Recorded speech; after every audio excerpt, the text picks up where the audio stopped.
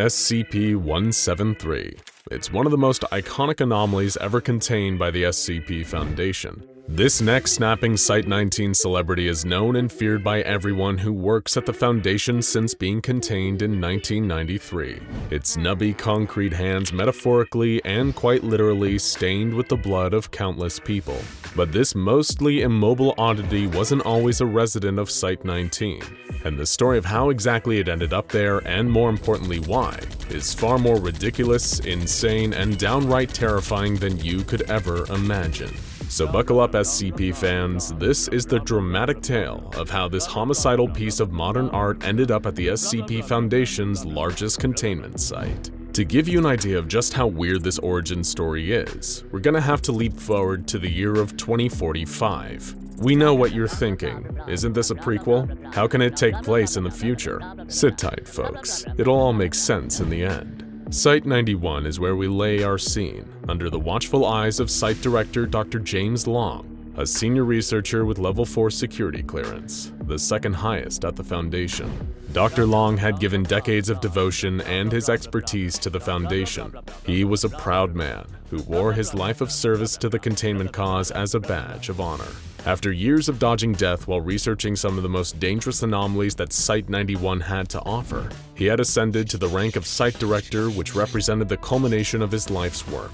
And in his new position of power, he'd only proved himself further, running a tight ship and reducing the number of containment breaches across the board. Nobody could say that Dr. Long wasn't extremely talented at his job, which is why he was so confused when he received an email from Alexandra Nala, an administrative assistant working directly for the O5 Council. It was the type of email that no Site Director ever wanted to receive. Dr. Long was being told that, with no input or oversight from him, the majority of Site-91's anomalies were going to be taken to an undisclosed location for safer containment. The list contained nearly every meaningful detainee contained on the site, including, of course, SCP-173. This particular anomaly had been contained at the site for 37 years after being delivered there in 2008. Dr. Long had devised a perfect method to minimize containment breaches in that time, creating a sprinkler system within the chamber that washes away the waste products produced by 173, reducing the need for risky human contact. But that didn't matter. Despite Dr. Long's loyalty and efficacy in serving the SCP Foundation, the decision had already been made, with no chance of reversing it. According to Nala, the motion to remove most of Site-91's anomalies had received unanimous approval from the O5 Council, and the operations for the transfer would be commandeered by the Department of Extra Universal Affairs, headed by Senior Agent Sven Kish. Dr. Long was both upset and confused. He was producing some of the best results across the entire Foundation, so why were they taking away all of his anomalies? Did someone on the O5 Council have it out for him? Dr. Long replied to Nala asking if, considering how severe the relocation operation was going to be, whether he could get more information on where the anomalies were being moved to, and why. He felt that at the very least, he was owed some answers on this. Nala and her superiors didn't feel quite the same way. She replied that Dr. Long sadly didn't have the clearance to know any of the operation's particulars. This information was reserved for those with Level 5 clearance and members of the Multi-Universal Department. All that Dr. Long needed to do was stay out of the way, and everything would be taken care of for him. But that wasn't enough for Dr. Long. He needed to know more. He needed to understand why this seemingly random decision had been made. Realizing that Nala and the O5 Council were a dead end as far as information was concerned, he instead reached out to the next best thing, Senior Agent Sven Kish, the member of the Department of Extra Universal Affairs who was spearheading the relocation mission. Dr. Long implored the agent to give him extra information on where all the Site-91 anomalies were being moved, and why they were being moved in the first place. Predictably, he was once again stonewalled, being told that any information regarding the project was above his level of clearance. In a move that seemed decidedly spiteful, Agent Kish signed off by saying that he looked forward to seeing Dr. Long at Site-91. and not long after that, he did. Agent Kish, along with a huge number of agents and task force members from the Multi-U department, arrived on site, bearing state-of-the-art containment equipment. An exasperated Dr. Long wasn't able to glean any more information from this experience. The Multi-U agents were ruthlessly efficient, transferring the lion's share of the anomalies into temporary containment and transporting them off-site within a few hours. By the time they were done, Dr. Long and his staff were left with one of the most desolate and empty containment sites on the Foundation's books. Here was Dr. Long, with decades of service and climbing the organizational ladder, only to be left as a glorified babysitter for a handful of low-priority anomalous items. It all felt like a cruel joke. After several days of nothing happening in the now incredibly uneventful Site-91, a bored Dr. Long reached out to a friend of his, researcher Nurul Shafique Binte Ahmad Ibrahim, whom he called by the nickname Shaq, to vent his frustrations. She commiserated, sharing her sympathy for his suddenly much less exciting working conditions, but saying that at least the job should be a little less lethal now. Shaq didn't know it yet, but on this particular point, she was terribly wrong. Dr. Long shared his theory that perhaps some sites were being consolidated so the Foundation could save money, and that this would lead to layoffs. Shaq essentially told him that he was worrying too much. The reality was that Dr. Long had some very good reasons to be worried. His problem was that he hadn't been worrying about the right things. In Foundation Containment Area 179, something awful was brewing. As usual, guards posted around SCP-2317, an old door containing a portal to another world, waited while Foundation staff and D-classes performed the standard Procedure 220 Calabasas ritual within. They were dealing with one of the most dangerous anomalies in the entire universe. But even then, after decades of service, one can be numb to such things. Suddenly, without warning, the door opened and a terrified Foundation researcher tumbled out, panting heavily, eyes bulging in existential horror. He screamed the words that he long hoped would never be spoken in his or even his children's lifetime. "It happened! The chains have broken! The Devourer is free!" The siren sounded, and an alert spread across the entire Foundation database. SCP-2317 is compromised. SCP-2317-K, the Devourer of Worlds, is free. If the creature escapes Area 179, an XK-class end-of-the-world scenario is basically assured, so all efforts will be taken to make sure that the creature does not escape at any cost, and they really did mean any cost. The old wooden door of SCP-2317 splintered as an immense scaly hand sprang forth and clawed a wave of devastation throughout the containment chamber. Guards were dispatched in the hundreds with heavy weaponry to buy some time, firing at the Devourer. A beast the size of a mountain rose from the ground, staring at the terrified humans below with its one gigantic red eye. It couldn't even feel the bullets, explosives, or incendiary and laser weaponry being used on it. The monster just shrugged it off and murdered nearly all of its attackers with one swipe of its claw. In a final desperate act, hoping to kill or at least slow down the beast, staff at Area 179 made the ultimate sacrifice and detonated the entire on-site nuclear arsenal. The explosion disintegrated the entire facility in an instant and unleashed a radioactive shockwave that carried destruction for miles. But it wasn't enough. SCP-2317-K walked out of the mushroom cloud without a scratch on it, ready to show the human world what real destruction meant. At this point, the battle was already effectively lost, but the Foundation refused to go down without a fight.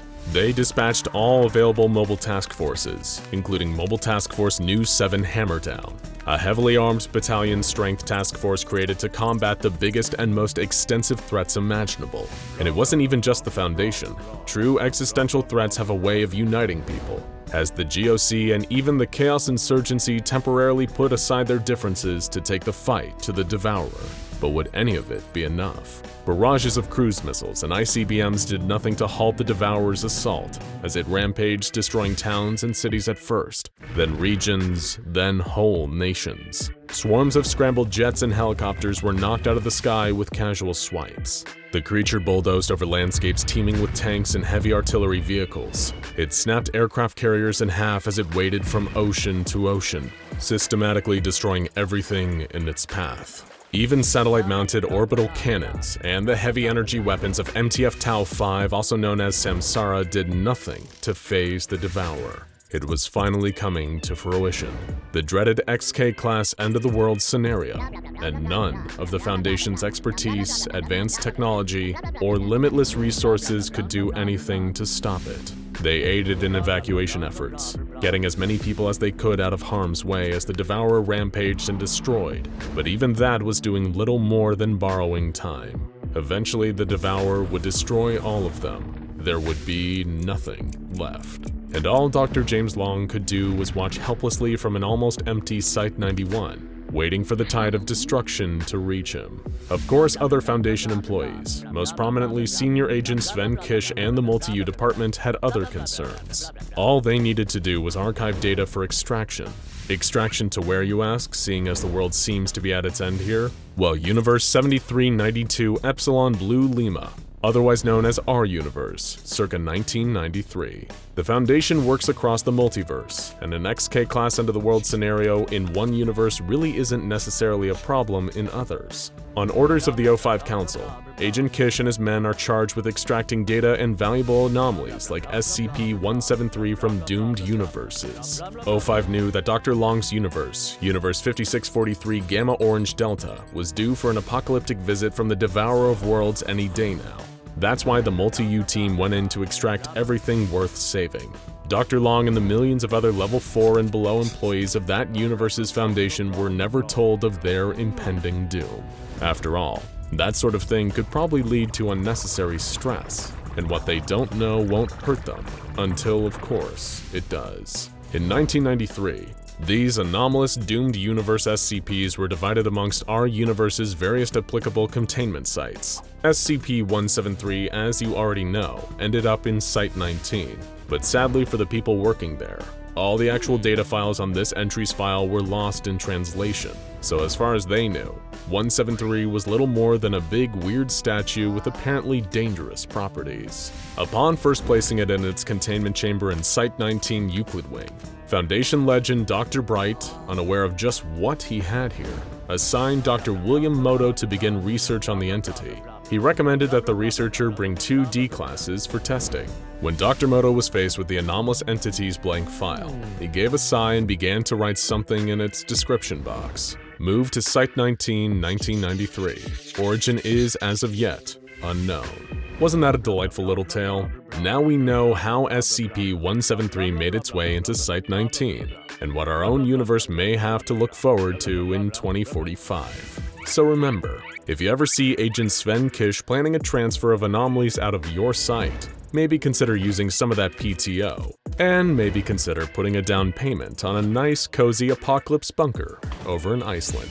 Know of other tales you'd like to see us cover? Let us know down in the comments below. The SCP Foundation specializes in tracking down and containing anomalies that are difficult to find, and that often will do anything they can to avoid being found. One anomaly in particular hates being seen more than anything, and will punish anyone who looks at its face with a horrific fate. SCP-096 is a mysterious creature, not only because it destroys anyone who sees what it truly looks like. No one is entirely certain where it came from, what exactly it is, or why it reacts so violently to being perceived. There are, however, several theories as to the Shy Guy's origin, and none of them are particularly cheerful. Some suggest an experiment gone wrong. Others believe it to be the last remaining member of an unknown species of mountain-dwelling humanoids. But one theory about SCP-096's origin stands out as particularly tragic in nature. In this story, SCP-096 was not always a long-limbed, pale beast cowering in the corner and hiding its face from the world. It was once an ordinary man, like anyone you might pass on the street. He was someone's son, someone's friend, a person with hopes, dreams, and passions. A human being who, through anomalous circumstances beyond his control, was made into a monster. Many years ago, there was a mountaineer named Jack. All his adult life, he had been obsessed with reaching higher and higher peaks, climbing every mountain he could in order to test his limits, pit himself against the power of nature, and bask in the sweet reward that was the view from the top. It began as a sport, a way to build up strength while taking in incredible natural beauty, but over time, as he conquered increasingly difficult challenges, it became an obsession. Like every obsession eventually does, climbing mountains began to take over his life, driving everything else away. He struggled to hold down a job, his marriage fell apart, and his relationships to his friends and family became increasingly distant and strained. Still, he couldn't bring himself to care much. He spent his alone time in the wilderness, or every so often embarking on trips with other mountaineers. Whether he was going at it solo or working with others, he was living for the climb. Over the years, he took on Cerro Torre in Argentina, the Eiger in Switzerland, and Denali in Alaska. He especially enjoyed climbing in extreme cold, braving the ice and snow as he embarked on his climbs. The few fellow mountaineers he kept up with gave him the nickname Jack Frost. After years of refining his craft, building his strength, he set his sights on the highest mountain in the world, his personal white whale, Mount Everest itself. It was one of the deadliest climbs in the world, with its staggering height, storms, and frozen graveyard of fallen climbers dotting the snowy surface. But he was determined. He would not join the ranks of the fallen, but instead be one of the victorious that reached the top of Everest and came back down in one piece. He could feel it in his bones. Jack arrived in Nepal with a pack full of climbing equipment, the best boots money could buy, and layers upon layers of clothing to keep himself warm on the journey to the summit. He lowered his goggles over his eyes, summoned his courage, and prepared for the incredibly difficult climb. The cold seeped into his core. The winds nipped at his face, numbing his nose and leaching through his gloves and boots as he went. But Jack pressed on. He welcomed the sensation, the bite of it. It was a reminder that he was still here, that he was still alive. As long as he could feel the pain, he knew he was all right. He knew that it was when the cold faded away, turned to paradoxical feelings of warmth and sleepiness, that a mountaineer was truly in trouble. As he navigated the harsh mountain landscape, Jack occasionally let his eyes drift off course, taking in the sights around him. He could see shocks of blue, green, and red, the distant bright colors of boots, jackets, and hats belonging to the fallen climbers that came before him, those who collapsed from exhaustion, who gave in to altitude sickness or succumbed to the cold. Memento mori, he said softly to himself. These frozen bodies represented that ever-present reminder of mortality, of death lurking just out of sight. It would not come for him, though. Not today. Not on this journey. He wouldn't let it. The hours blurred together within the crunch of the ice beneath his boots, the dig of climbing hooks into the earth, the tug of his trusty ropes as he ascended ever higher. Jack came to a stop. There was no next step to take, nowhere higher that he could go.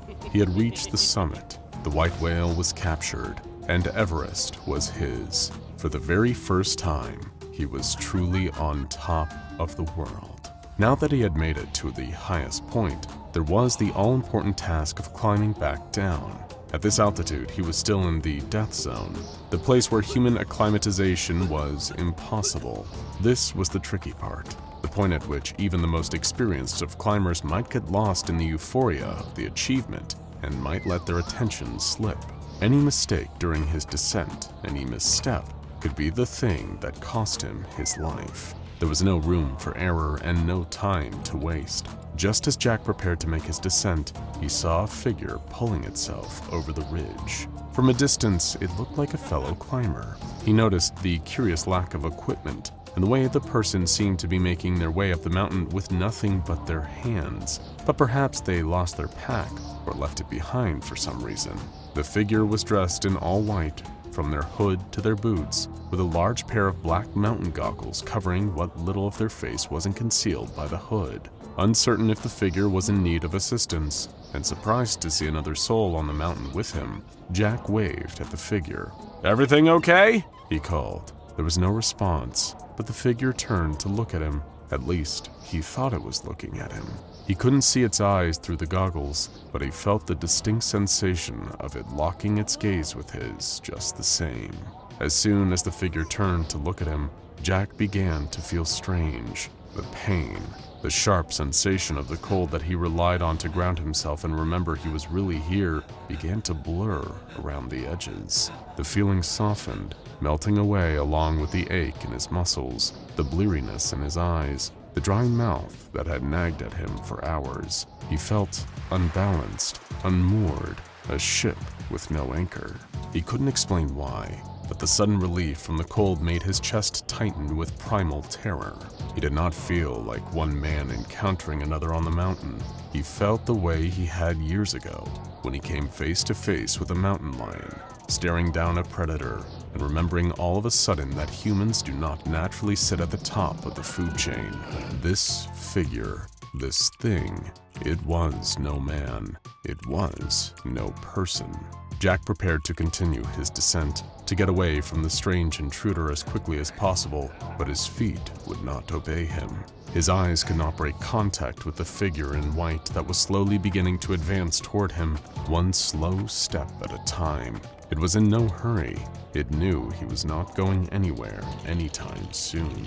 He trembled as the figure drew closer, its inscrutable face hidden beneath its hood and behind its goggles. He wished he could just see its face, but dreaded learning what secrets it was hiding. If only he could just unstick his feet from the earth, break free of this spell that had fallen over him, he could escape.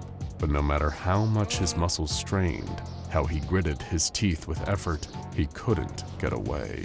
As the entity came closer, the cold snapped back into his body, but something was different. It was heightened, like every icy breeze and freezing wind layered on top of itself, hardening his muscles to rock, crystallizing the very blood in his veins. He felt as if his fingers, if he tried to wriggle them, would snap off and fall to the ground. His eyes thrummed in their sockets, his lungs stretched to hold on to each breath as the cold constricted its fist around his chest.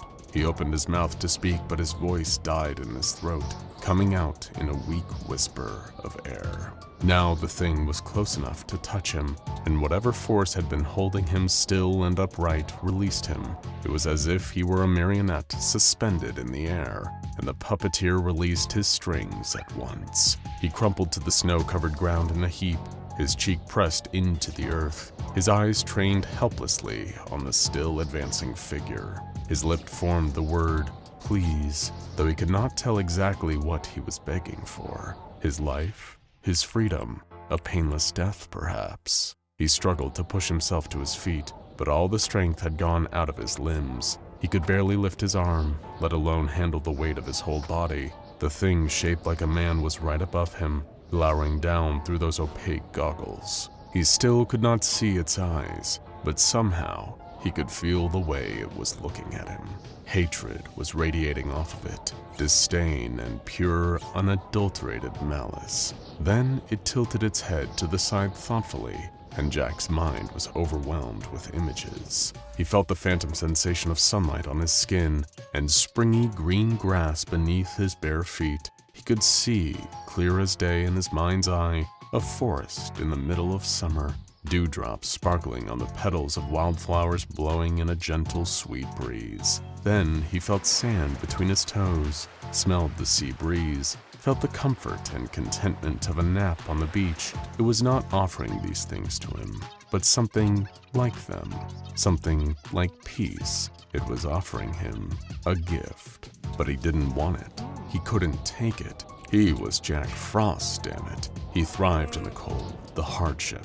He didn't want some warm, sleepy fade out of existence. If he went out, it would be on his terms, doing the thing he had dedicated his life to. If he were going to lose his life, he wouldn't roll over and just give it up. It would need to be pried from his frozen hands. With every last bit of strength, he twisted his head away from the entity's gaze, covering his face with his hands. It grabbed at him, shaking his shoulders, trying to force him to uncover his face and meet its gaze once more. But he didn't budge. He wouldn't. He couldn't. Then he felt the energy shift as it realized he had refused the gift, that he would not welcome the paradoxical feelings of heat and security and slip away as it was asking him to. But it was not a victory. He swore he could hear a voice in his mind say, "Very well. You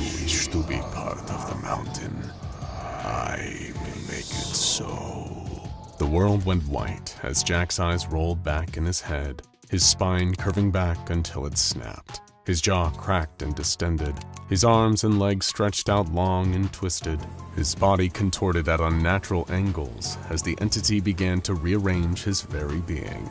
As the agony ripped through him, snapping his bones and tearing his muscles, Jack kept his face cradled in his hands. He remained in that position even as he cried, his voice hoarse, as the pure fear and pain overwhelmed his senses until he forgot his own name, forgot he was ever a man at all. When Jack was no more, when something else sat there in his place, pale and shivering, body racked with sobs, the king of the mountain turned and left him there, alone with his misery. Still, he would not uncover his face. He would not let himself be vulnerable and would not look up. Days later, a group of mountaineers reached the summit of Everest and spotted a hairless figure crouched in the snow, weeping softly. "Are you all right?" one of them asked. The figure lifted its head slowly and locked eyes with the strangers. Its eyes widened in horror, its mouth stretched impossibly wide in a wordless scream of rage and hurt, and with nothing human left in its mind or heart, SCP-096 took its very first victim. Robed figures with hidden faces stand over 7 young women tied up. The robed figures chant phrases both arcane and profane. The leader amongst these dark cultists clears his wicked throat and says, "Be not afraid, girls. You are here for something wonderful. To beget 7 perfect children for the Scarlet King." How did we get here? And more importantly, what happened afterward? In the near-constant darkness that follows the grim but necessary work of the SCP Foundation, there is one bright light that can always be counted on to keep hope alive, to bring a little sunshine into everyone's days. SCP-999, the Tickle monster. The sweet, simple creature does nothing but provide an endless source of joy, hugging, playing, and delighting in loving everything around it. But what if I told you that this slimy little friend has hidden depths? A tragic history that seems impossible to reconcile with the happy, playful being we all know and love. How could 999, the happiest SCP ever, have a sad backstory? Well, it's one of the best kept secrets at the Foundation.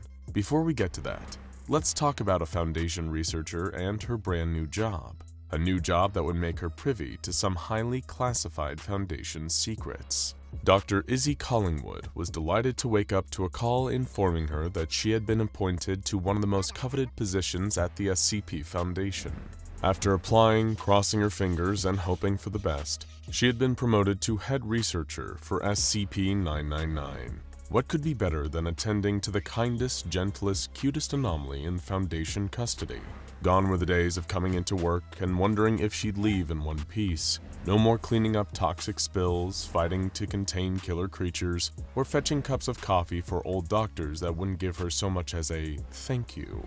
Years of hard work had paid off. Now she could rest on her laurels and do work that she truly enjoyed. There was just the matter of some simple paperwork, and she would be ready to begin this extremely welcome new chapter of her professional life. When she walked into her office to get started on the paperwork, something unusual caught her eye. There was a small stack of files on her desk, with a sticky note attached to the front. There were just 2 words written on the note to indicate what might await her inside the folders. The truth. She scoffed at first. "Very funny, guys," she called out the door, but no one responded. No one came forward to take credit for the elaborate joke. Maybe they were playing the long game, or maybe she couldn't be sure. She sat down, flipping the first folder open. It was untitled, unlabeled, just plain text on a page. She almost closed it after a brief scan, but the words, "The Scarlet King," jumped out at her. She had worked at the Foundation long enough to hear that name more than a few times, often spoken in hushed tones, as if merely speaking his name would bring about some kind of disaster.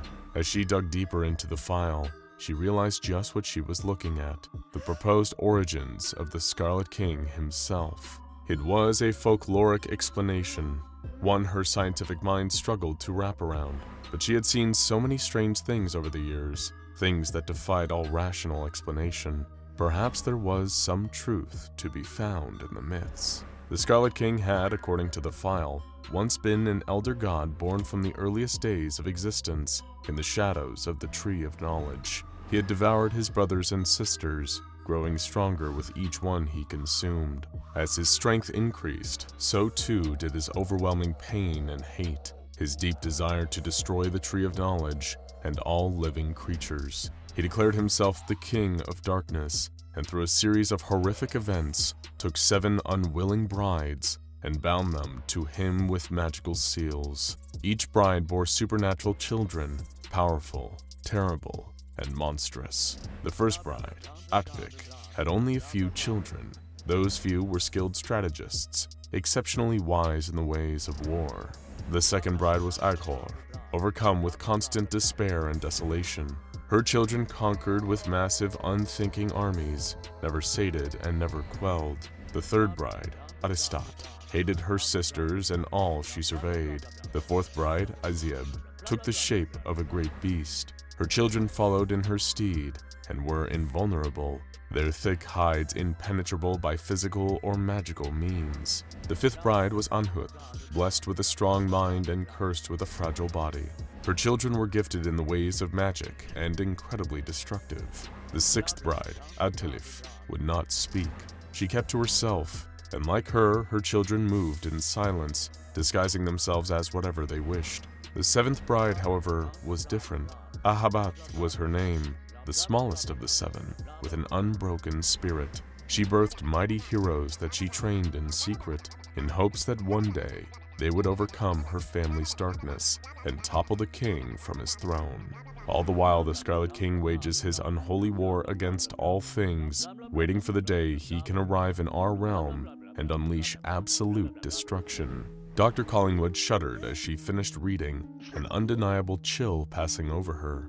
This definitely wasn't some kind of prank or hazing ritual. This was something dark, something real. She held secrets in her hands, and she couldn't stop reading them now. She opened the next folder. It was a description of a cult monitored and rated by the SCP Foundation called the Children of the Scarlet King, also known as Group Mendez. During a 16-month investigation of the anomalous religious group, the Foundation's undercover operatives were able to ascertain a great deal of pertinent information on the group. What they found was troubling and of great concern. The group had ties to several wealthy benefactors, as well as links to extremist paranormal groups. Their set of beliefs was relatively simple and disturbing. They worshipped the Scarlet King and were devoted to supporting him in his battle to destroy the Earth and all life as we knew it. The faithful who followed him in this task would be rewarded handsomely with positions of power in this new hellish world. An initial estimate put the cult's membership at approximately 8,000 members, a quarter of whom belonged to the group's primary branch in Alabama. The reporting on the cult was detailed, far too dense and heavily researched to be fake. Again, she had the distinct feeling that someone was trying to tip her off about something the Foundation hadn't wanted to be widespread knowledge. With shaky hands, she picked up the final file. What awaited her inside? There was only one way to find out. She flipped it open and began to read.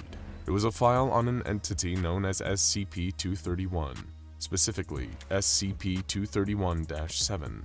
An addendum was attached to the beginning of the file reading, "All personnel assigned to SCP-231-7 must rotate out for 1 month of psychological counseling after 2 months on site. SCP-231-7 is to be kept at an undisclosed location. All personnel assigned to SCP-231 will be transported there blindfolded from Site-19 by a route including no fewer than 7 different forms of transportation, including but not limited to aircraft, automobile, underground tunnel, and several we cannot discuss here. Removal of the blindfold during the transport process is grounds for immediate termination. Personnel assigned to SCP-231-7 must undergo heavy psychological testing before being cleared to enter the site. Individuals must score at least 72 points on the Milgram Obedience Examination, be unmarried, have no offspring, and express nothing less than total loyalty to the Foundation. Normal psychological screening procedures against access to disorders are waived, so long as the Class D personnel in question has the mental capacity to carry out Procedure 110 Montauk as needed. Personnel who express sympathy towards SCP-231-7's plight and/or express a desire to rescue or sympathize towards SCP-231-7 will be transferred to another project without delay. Any actual rescue attempts will be met with immediate termination. Personnel who have served on the staff of SCP-231-7's containment team are not required to divulge that information to others. No official record shall be kept in the names of any staff assigned to SCP-231-7, nor will said service appear in the personnel files of said staff. While on site, individuals assigned to SCP-231-7 will be issued concealing helmets with integrated voice changers to protect their identity. On-site staff are not to remove said uniforms in the presence of other staff members. Off-duty hours are to be spent in private quarters alone. 6 Class D personnel are to be assigned to SCP-231-7 each month for the purposes of carrying out Procedure 110 Montauk. Violent criminals are not to be used for this purpose due to the possibility of accidental fatality during the 110 Montauk process. Dr. Collingwood swallowed the lump of dread in her throat, her palms beginning to sweat. SCP-231-7 was a young woman, retrieved during a police raid on a warehouse owned by the children of the Scarlet King. She was one of 7 women found there, the first of which went into labor 24 hours after being rescued. She did not give birth to an ordinary child, however. She gave birth to a monster that took the lives of dozens of civilians. She did not survive the birth. The second woman was lost shortly after, also succumbing to the dangers of the creature waiting to be born from her womb. One by one, the survivors, the women chosen by this cult to become the new brides of the Scarlet King, fell. Soon enough, there was only one left. SCP-231-7, kept contained at a Foundation site in a hospital bed that she could never leave. Dr. Collingwood's stomach churned as horrible images flooded her mind. The notes from attending researchers in SCP-231's file insisted they were doing all they could to save the woman, to free her from her fate, but that there was little they could do. Each birth opened a gateway from this world to another, to a world of darkness and despair, and they could not allow the final seal to be broken. Simply putting the woman out of her misery would cause the effect to jump to a new host, a new bride.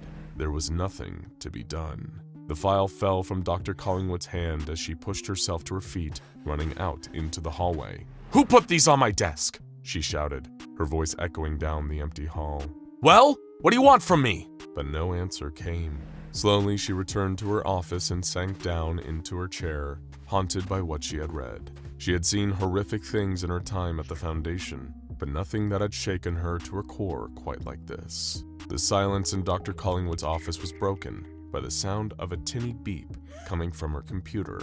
She turned on the screen and saw the source of the alert. One new message from O5 Command. What could they possibly have to say to her? Could it have something to do with the files that had wound up on her desk? She accepted the message, quickly completed the mandatory multimodal biometric ID scan, and began to read. "Hello, Dr. Collingwood, and congratulations on your new appointment as SCP-999's head researcher, one of the cushiest and most enviable assignments in the entire Foundation. SCP-999 is one of the few anomalies in our custody who will not only never attempt to harm you, but will actively try to save your life if you're ever in danger. Though your initial reaction when receiving this assignment was no doubt elation, you may have thought it was odd that such a seemingly low-risk position was assigned by the O5 Council directly. If you had already heard rumors of this prior to your assignment, you probably thought it was mere nepotism. The O5's protecting their friends and loved ones by giving them the safest job possible." Dr. Collingwood sat back in her chair, laughing to herself and shaking her head. She would never admit it, but she absolutely had heard those rumors, even believed them until it happened to her. "Unless you are so narcissistic to think that someone on the O5 Council must be your secret admirer, you've likely realized that this is not the case. To understand why this is our concern, you need to know about SCP-999's origins. You may have noticed that its file makes no mention of where it was discovered. This is a deliberate omission. If you are not familiar with the mythology of the Scarlet King, I suggest you read up on him. There's plenty of unclassified information on him in the Foundation database. All that's relevant for now is that he is, to the best of our knowledge, the most powerful malevolent entity in the multiverse." Her stomach dropped at the mention of the Scarlet King. She was right. This was all connected somehow. She leaned forward, eyes darting across the words with increasing intensity as she read on. "You've been with us since you were a research assistant, Dr. Collingwood. In that time, I assume you've heard many rumors about some of the horrific things we do here at the Foundation that you've probably never personally witnessed. I regret to inform you that these rumors are true, or at least they were. A thaumaturgical cult calling itself the Children of the Scarlet King enacted a ritual wherein 7 young girls became effigies for each of the Scarlet King's 7 brides, allowing them to bear his horrid offspring. How they obtained the knowledge to perform this ritual is unclear, since all we ever recovered were handwritten notebooks. Superficial resemblances to some Sarkic practices has led to some speculate that the Children of the Scarlet King may have some ties to modern Sarkic cults. It is an interesting idea, but no concrete evidence has ever been found to link the two. Investigation into the matter is ongoing. As for the ritual itself, each birth caused more destruction than the last. The writings of the cult's priest predicted nothing less than the apocalypse if the 7th bride gave birth, which could only be prevented if Procedure 110 Montauk was performed without fail each and every day. To our seemingly great fortune, the notebook contained detailed instructions on how 110 Montauk was to be carried out. Needless to say, we found this suspiciously convenient. Why would they devise countermeasures to prevent the very apocalypse they were trying to invoke? We needed more information regarding these entities. Fortunately, our archaeologists have unearthed numerous tablets, scrolls, and artifacts on the ancient Devas. They were a sadistic and warmongering people who were granted unholy power and knowledge by the Scarlet King as a result for the death and suffering they caused. One of the Davite tablets in our possession, found covered in dust and blood, was a theogony for the Scarlet King and his brides. It was quite informative. The information that we found most relevant to our situation was that the 7th bride was not like her sisters. She was never completely broken by her king's subjugation. Instead of monsters, she gave birth to great heroes in the hopes that they would destroy her sister's children and overthrow their father. Thus far, all have failed, but by a vote of 7 in favor, 6 against, admittedly more out of concern for Procedure 110 Montauk's lack of viability as a long-term containment strategy than out of empathy for the girl, the O5 Council decided to believe that the 7th bride still remained unbroken and that her child would be an asset to us. At the risk of causing an XK-class end-of-the-world scenario, SCP-231-7 was relieved from Procedure 110 Montauk following the deaths of SCP-231-1 through -6 and was allowed to give birth. SCP-999 was the result. Dr. Collingwood gasped, her hand flying to her mouth. A research assistant walking by her office paused, looked at her curiously through the window. She waved them off with a forced smile and turned back to the screen. Surely she couldn't have read that correctly. But no, there it was, plain as can be. Go ahead and read that again. Be sure you understand it in all its preposterous ridiculousness. The Tickle monster is the child of the Scarlet King. We've been running a counterintelligence campaign ever since, which is why everyone and their mother thinks we've still got a girl strapped to a rack in a bunker somewhere. Let them think that. Far better for everyone that the Children of the Scarlet King believe that they're playing us for fools than for them to know that there is a threat to their king. The girl herself is fine, by the way.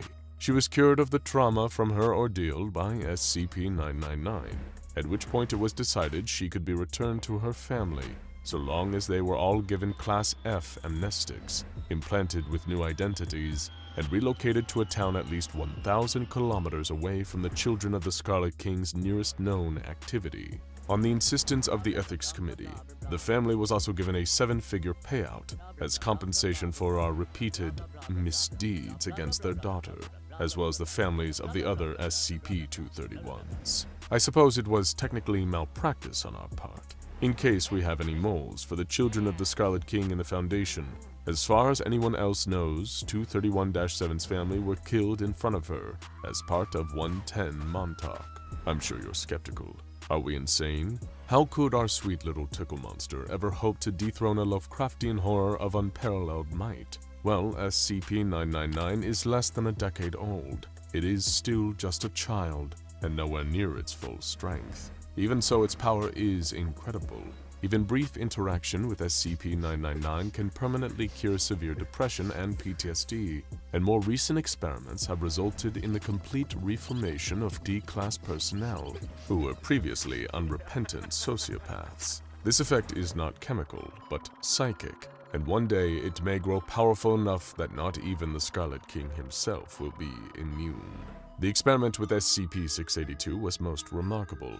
Based on multiple Davite texts, including descriptions from SCP-140 itself, we are reasonably certain that 682 is the offspring of the fourth Scarlet Bride. If this is true, then SCP-999 is already strong enough to temporarily quell the malevolence of its own eldritch siblings. One day, 999 could very well be strong enough to permanently reform its family members, just as it reforms human beings. It will not overthrow the Scarlet King by force, but with light and love and laughter that can brighten the blackest of hearts. 999 is not, in reality, a safe-class SCP. It is Thaumiel. It is the best and really the only weapon we have against some of the most powerful hostile entities known to exist. By all means, Doctor, enjoy the relative safety of your new position, but do keep in mind that SCP-999 is not a mere pet that we fancy.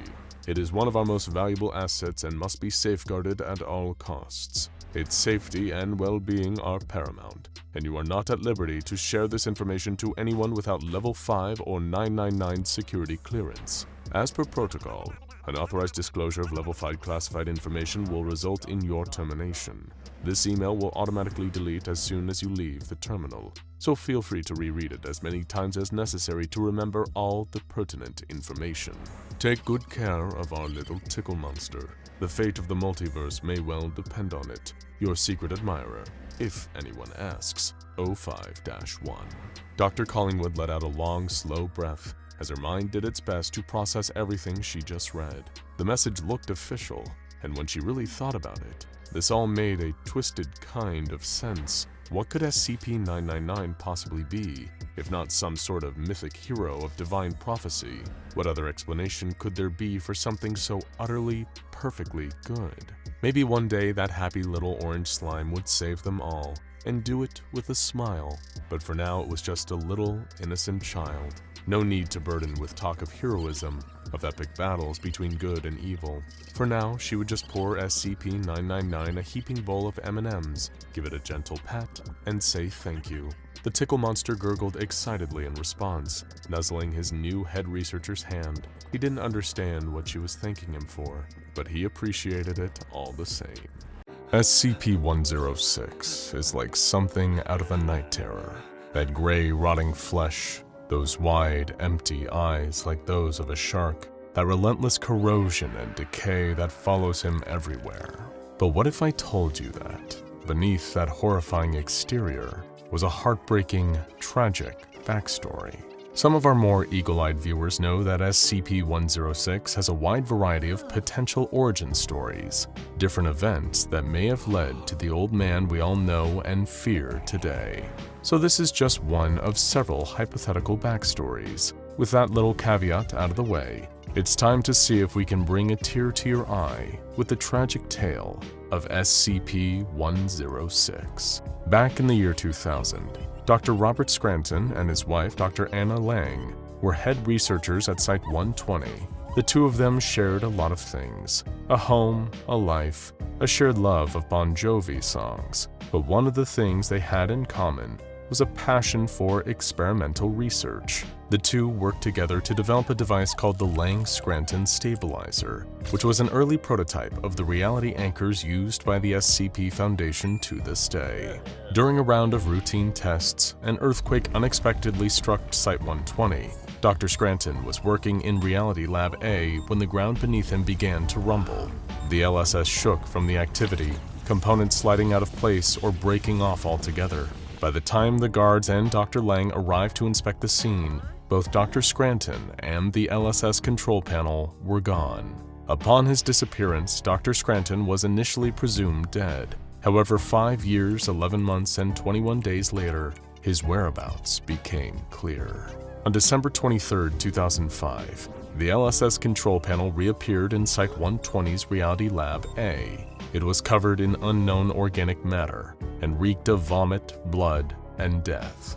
As Dr. Anna Lang wandered into the area, against the warnings of her colleagues, she was overwhelmed with grief and horror. She choked back tears as she accessed the control panel, retrieving the audio files left there, and realized that Dr. Scranton had been keeping a log of his time in whatever place the disaster had sent him. The husband she had lost had, in a way, come back to her, but she could not see him. She could hear his voice, but where was he? There was so much blood, so much unidentified organic matter. It looked like something had exploded onto the control panel, and she didn't want to think about what or who that could have been. As Robert's wedding ring fell to the floor, landing in the muck, the emotional strain became too much for Dr. Lang. She collapsed onto the ground, hitting her head on the pavement. Dr. Lang survived her fall, left only with a tender spot on her skull and a wealth of questions she was almost too afraid to answer. But she had to find out. With answers at her fingertips, she had to know what had become of her dear Robert. So, with the help of the other Site-120 researchers who promised to step in when it became too painful, Dr. Lang began to go through the audio archives left behind by her lost love in the years since he had vanished. For the first 8 days, Dr. Scranton didn't speak, at least not in any recognizable words. He hyperventilated, he muttered to himself, he sobbed, he screamed with pure rage and despair, but he didn't say any word. He paced around the new space, clawing for a way out, throwing his shoulder against any hard surface he could in an attempt to burst open a door, but he was trapped. On his 11th day in the pocket dimension outside of any world he knew, Dr. Scranton began to speak. He reminded himself, reminded anyone who might someday listen, who he was. Robert Scranton, age 39, born September 19th, 1961. Favorite color? Blue. Favorite song? Living on a Prayer. Wife?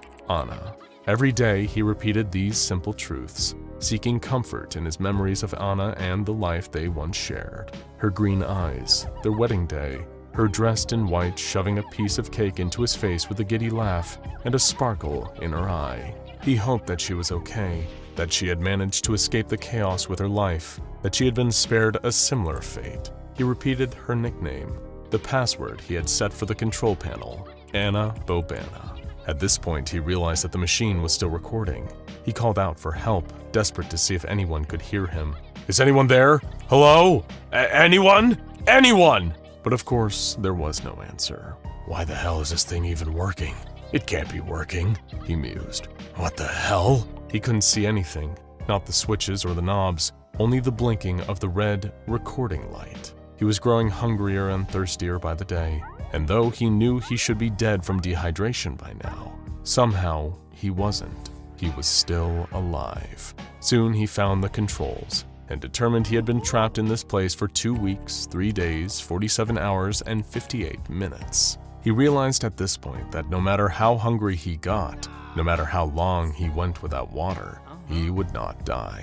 Somehow in this place, his body kept going. His heart ticked along, far past what should have been his expiration date. He retrieved a small picture of Anna from his pocket, gazing at her face by the faint glow of the red light. 2 months, 4 days, and 3 hours in, he recorded a formal message. "My name is Robert Scranton. I'm a former head researcher of Site-120, a Foundation facility dedicated to studying various reality-bending SCPs for the purpose of developing more advanced countermeasures towards such threats. For the last, red light speak to me. 2 months, 8 days, 16 hours, what the red light said. I have been trapped in what I believe to be an empty pocket dimension. Alone. Yeah, alone. All alone. I'm calling this place SCP, I don't know. I can't even remember where we are. Screw it. I don't know what's happened in the past. Red light, please, again. 2 months, 8 days, 16 hours. But no one else is around to argue, and at this point, I'm just talking into this control panel to keep myself together. I need to keep a record. There might be some poor chap in the future who ends up like me, and if this eventually actually makes it out, maybe I can help stop that from happening. It's all I have going for me right now, and I really need something to go for." So, yeah, Robert Scranton, documenting a new SCP for future research purposes. That'll have to do. Here we go. A few days later, he added to his informal SCP log. I don't know if we could contain wherever I am. It's definitely not on Earth. To be honest, I don't know where it is. I think it has something to do with the stabilizer prototype. I'll explain that more later. Okay, yeah, wherever I am, I don't think it can be contained much as created. No, that's not the word. Entered. Yeah, entered is better. I came into this place because of some really bad reality-bending accident, and no, Robert, don't be like that yet. You don't know if there's no exit yet. This place, it's some sort of reality gap, I think. It's dark, really dark. As in, this little red light that shows my words are actually being recorded is the only visible light in this entire place. I can't even see my hands, and I can barely see the control panel here. I've had to basically use the light as a center and remember how many steps I take and in which direction. I haven't gone past 100 yet. I'm too scared to. I wonder if my hair is turning white right now. I can't even see what color it is anymore. Speaking of which, my head has been a bit itchy recently. If I don't concentrate on it, it's fine, but I feel this tingling all over my face. I'm not sure why. I just discovered a new property of this place. All this time I've been thinking I may be walking on some sort of flat ground, if you will. I keep eye contact with the little red light as far as I could see, and it seems I could walk in a straight, flat path. Jesus, my head is buzzing right now. I think the adrenaline is still kicking. But if my hypothesis is correct, and this really is some sort of reality void, then there shouldn't be anything to walk on. Now that I think about it, the whole time I've been here, it felt like I'm walking, but also I'm swimming through something. It's like I'm walking through really thick black gel. There's enough tension to keep me on a surface, but if I imagine myself pressing down hard enough, I can descend. Wait. I think I need to test this more. I'll be back. 2 months, 17 days, 2 hours. Navigation is largely affected by conscious impulses to travel in a certain direction. So this definitely isn't a complete reality gap, at least according to mine and honest theories. If it were, I wouldn't be able to move at all since space wouldn't have existed. Okay, this makes a lot more sense than it did before. Great job, Robert. Okay, you're getting there. Come to think of it, I should have realized that sooner, when I was able to move in a flat plane to and from the Little Red. It also explains why I'm not dead from dehydration or hunger yet. And time barely passes in here. Okay, yeah, so I stood right next to Little Red and went straight down. Okay, from here on out, imagine Little Red as the origin of a 3D space. I went, down. Yeah, right. And then I was able to come back up to Little Red again. I've also been able to fly above Red. Movement in here is slow, like I said, gel analogy, but best I can describe it. As Robert became more and more familiar with his surroundings, with the truth of where he found himself, something became clear. Of all the things in this new reality, he and his little red light were the realest. With time, they would begin to degrade, to fall apart. He had an estimation 3 years before he would be gone for good.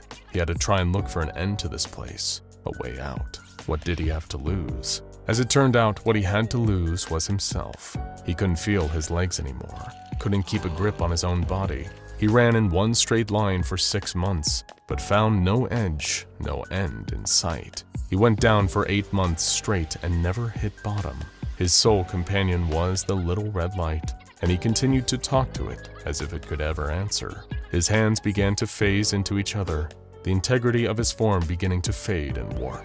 No matter what happened to him, he could not die. His sanity began to crumble, his voice breaking into uncontrollable sobs and hysterical laughter. Whoever Robert Scranton had been, he was gone.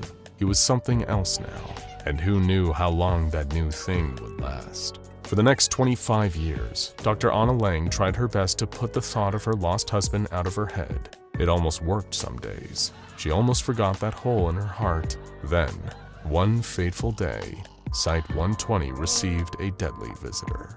SCP-106 reached through the back wall of her lab, dripping its horrible rot all over the floor. It grabbed for her, its touch melting her lab coat as she tore away from its toothless grin, the singular focus in its milky eyes. The old man chased her down, pushing past a guard's bullets, tearing through everything in its path. She had done enough work on dimensional anomalies to recognize one when she saw it, and this was one of the most destructive she had ever encountered. When it finally caught her, it said one word, "Red."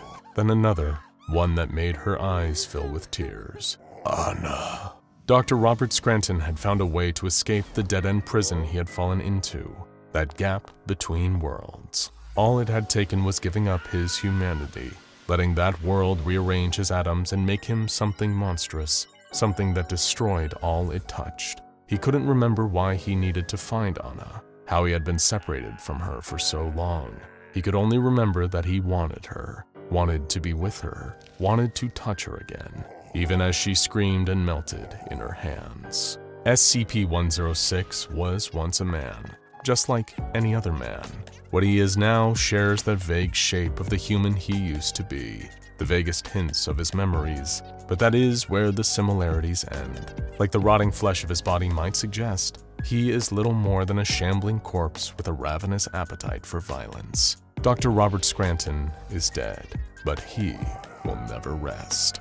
Anyone who holds more than just a passing knowledge of the SCP Foundation has likely heard the name of one Dr. Jack Bright. Like a lot of the other high-ranking staff, his name carries with it a reputation for anomalous expertise far beyond many working at the Foundation. Having risen through the ranks and achieved the position of Personnel Director for Sites 17, 19, and 63, Dr. Bright may just seem like a highly competent and devoted member of the organization. But the history of the man himself is one that will likely forever be linked with tragedy and trauma. Jack Bright's life has been turbulent, to say the least, with themes of rebirth and regeneration constantly following him and his family, and all the curses that those ideas bring. Born to Adam and Evelyn Bright, young Jack has sadly never experienced what many would consider an ordinary life. You see, both his parents were also researchers within the SCP Foundation, meaning that since birth, Jack Bright has never known a life that wasn't linked with the Foundation and its many anomalous happenings. And it didn't stop there either. At some point, Dr. Adam Bright would rise through the ranks of the Foundation, much like his son would later come to do. Adam progressed from researcher to personnel director to site director, and then eventually even to the high station of O5 council member. But this career trajectory within the Foundation was cut short when Jack Bright's father met an untimely end, assassinated on the orders of his fellow O5 council members. But why? What could have led to young Jack suffering the loss of his Foundation-employed father? Well, it had to do with the other Bright children. You see, Jack was far from an only child. In fact, he had a considerable number of siblings. While you might be forgiven for thinking this would provide a younger Jack Bright with equals, friends that he would at least endure his anomalous adjacent childhood with, this was sadly not the case. One of Jack's brothers, TJ Bright, was born with his very own anomalous abilities. TJ had something of a gift for healing, possessing the power to absorb the injuries and illnesses of anyone around him, purely through physical touch. But the unfortunate side effect is that TJ also takes on another person's ailments himself, experiencing their pain and sickness, so they don't have to. If you're Jack Bright, it had to be hard to see your younger brother suffering from wounds and diseases passed on to him so that others don't suffer. But there's still the lingering question, what happened to Jack and TJ's father, Adam? What led to his assassination? And what role did TJ play in the events leading up to that untimely death? Well, like much of Dr. Bright's family life, it began with a tragedy.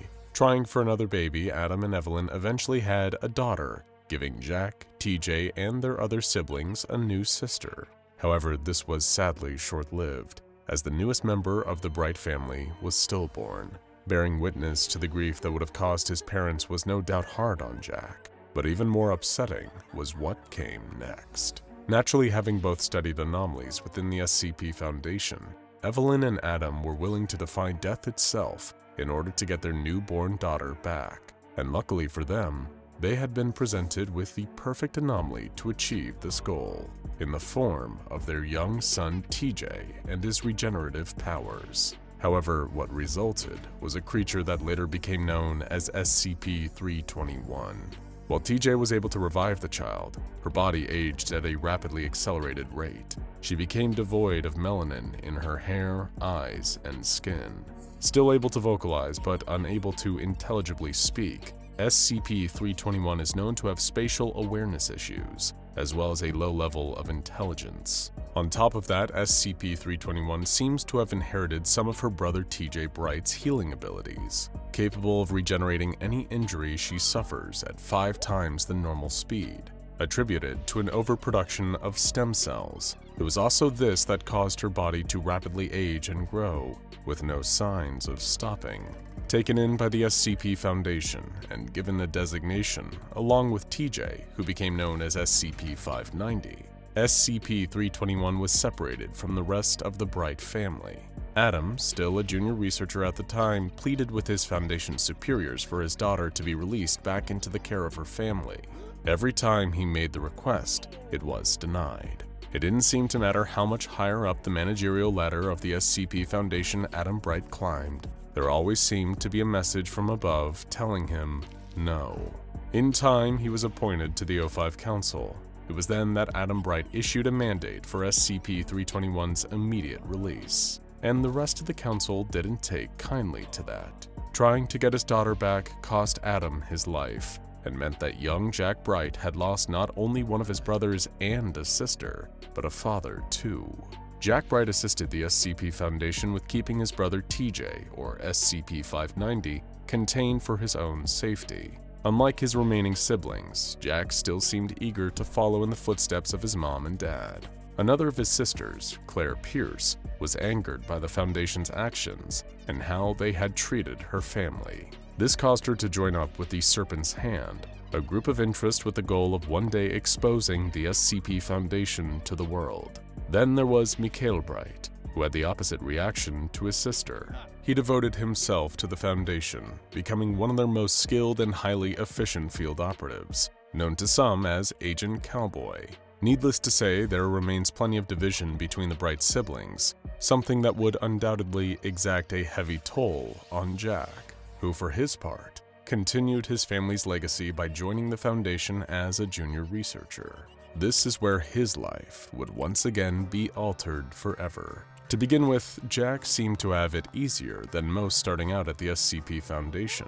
As previously mentioned, the Bright name already carried significant pull within the organization, not only allowing him to get his foot through the proverbial door, but also giving Jack a much-needed win after his past family troubles. After all, he had a considerable amount of emotional baggage and trauma to deal with, so the up-and-coming junior researcher perhaps deserved to coast by for a while.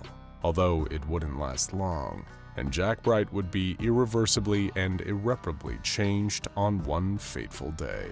It was a seemingly menial task, a job that could have been done by anyone else, and things might have turned out completely different if they had. But yet, in giving it to a certain junior researcher who was in good standing, the Foundation completely reoriented the trajectory of Jack's life. He had been assigned to perform research on SCP-963, an ornate and rather beautiful amulet of unknown origin and purpose. The piece was constructed from elegant white gold, sporting an oval-cut ruby surrounded by 13 brilliant-cut diamonds in a starburst pattern.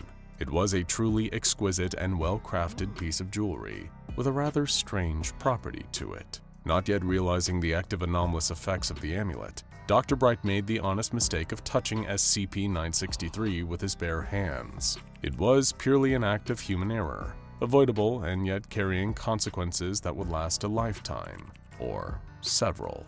You see, as it so happened, the exact same fateful day that Dr. Bright had made the mistake of allowing SCP-963 to make contact with his skin, another anomaly had simultaneously managed to breach containment. SCP-076-2, better known as Abel. The immortal warrior tore his way through the Foundation, pulling his bladed weaponry out of a pocket dimension and cutting down any personnel in his path as he continued his rampage. When the slaughter was over, the dust cleared and Abel recontained, junior researcher Jack Bright lay dead, tragically slain during the breach. Or so it first seemed. It was during the cleanup in the aftermath of Abel's rampage that a member of D-Class personnel named Tom Higley was assigned to dispose of the bodies left in the wake of the Undying Warriors massacre. That was when Tom unknowingly picked up the amulet that Dr. Bright had been holding when he was killed. Instantly, the D-Class suffered a peculiar change, one that would soon become a regular occurrence at the SCP Foundation. Tom Higley became Dr. Jack Bright. Once again, like with his brother TJ's anomalous powers and the tragedy of his stillborn sister, SCP-321, the theme of rebirth and regeneration became a core part of Jack's life. He was alive once again and inhabiting a new body. Now, this might seem like a positive development for the aspiring junior researcher, but as Jack Bright would soon learn, the cost of coming back from the dead was a hefty toll to pay.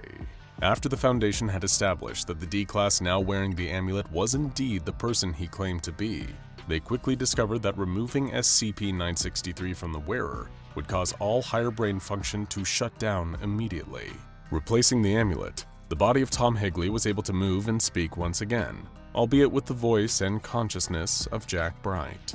Through his continued experimentation with the artifact, Dr. Bright discovered that it acted as a vessel for his consciousness, his collected memories, and his personality. They were all seemingly stored within SCP-963 and could be transferred into a new body when the amulet was worn by someone else. However, part of the high cost of Jack's newfound immortality was the immediate loss of another person for the sake of his continued life. Placing the amulet on someone else would erase everything about who they were, effectively killing them and wiping them clean to make room for Jack himself. It was only thanks to his mistake of being the last person to hold the amulet, along with being killed by Abel directly afterwards, that had now led to Jack being unable to die. Of course, the other large part of the cost Jack had to pay for living forever was that he essentially now had to live as a parasite, passed on from host to host at a regular rate. He learned that after 30 days of sustained continuous contact with SCP-963, Jack's consciousness could become permanently affixed to a new body. If the amulet was removed after this occurred, then Bright's consciousness could still be passed on to a new body, meaning that he could, in theory at least, create multiple copies of himself by transferring into new host bodies via the amulet, and allowing them to wear it for 30 days at a time to make the change permanent. Naturally, as they so often tend to do, the SCP Foundation imposed sanctions and restrictions to prevent this scenario from unfolding, executing any hosts wearing the amulet before they could reach the 30-day permanent transfer threshold. Afterwards, SCP-963 and Dr. Bright's consciousness would be passed on to a new host, and the cycle would continue. However, after witnessing the immortal researchers' continued dedication to their cause, the Foundation eventually relaxed its rules for Dr. Bright. Jack then went on to continue to work with the Foundation, rising through the ranks and achieving promotions to higher stations, eventually becoming one of the most well-known researchers of SCPs to ever live. But all the while, he did further examination of SCP-963. You might be fooled into thinking that immortality would be a gift, but to Jack Bright, it is a never-ending curse. Moving from host to host, only surviving because of a simple mistake that changed his circumstances in ways he could never have foreseen, Dr. Bright lives in frustration and longs to be free from what he views as a curse of eternal life. He is perpetually aware that he'll outlive everyone at the Foundation, have to watch countless people die while he lives on, just like he had to live on after the death of his father. This curse of immortality has led Dr. Bright to long for a permanent death. Ironically, he only became a part of SCP-963 in a moment of trying not to die, and now can't at all, making the story of Dr. Jack Bright a truly saddening tale. As history often teaches us, sometimes human beings are the biggest monsters of all. Of course, when you join the ranks of the SCP Foundation, that starts to seem even less likely. And why wouldn't it? After all, just look at some of the creatures they encounter and keep in containment. A giant unkillable lizard, a being with toothy protrusions growing out of its body, a whole host of immortal eldritch beings that could destroy reality, and one sadistic old man who drags unsuspecting victims into his own personal hellscape. Monsters are a dime a dozen to the Foundation. Humanity could never be anywhere near as evil or as cruel as the real monsters, even on their worst day. Or at least, you'd think. Researcher Keltson had held much of the same mentality that the SCP Foundation had the job of defending humanity from the real monsters of the world. And it was because of that belief that he had never previously questioned the containment procedures in place for SCP-1000. These beings were a species of nocturnal and omnivorous apes, usually with bodies covered in either gray, brown, black, red, or white fur. Possessing the same level of intelligence as the common chimp, the SCP-1000s had been colloquially described as a species known as Bigfoot, linking them to the urban legend about an ape-like being of dubious existence. Keltson had hardly been surprised that Bigfoot itself was an anomalous SCP. There were already a number of others that the Foundation had encountered that seemed to have influenced popular folklore from different parts of the world. In fact, it was that unique subcategory of anomaly that Keltson was conducting research into when he came across the SCP-1000 files. He was trying to determine, in various cases, which came first, the anomaly or the legend. Did the existence of SCP-1000s inspire earlier human civilizations to pass on stories of the Sasquatch? Or had those word-of-mouth tales been somehow linked to the very origins of SCP-1000 themselves? Studying the files, Keltson knew there was a mimetic disease infecting hominids like SCP-1000. The infection meant that anyone who observed one of the Bigfoot creatures had, at minimum, a 2% chance of suffering instantaneous brain death. It would make discovering the link between the Sasquatch legend and SCP-1000 difficult, not being able to directly look at the apes. But Keltson hoped he wouldn't need to actually observe the creatures, only find evidence that proved which predated which, SCP-1000 or the legend of Bigfoot. The population of SCP-1000 was limited, although their highest concentrations were known to be found in the Pacific Northwest region of North America, as well as in the Himalayan mountain range in Asia.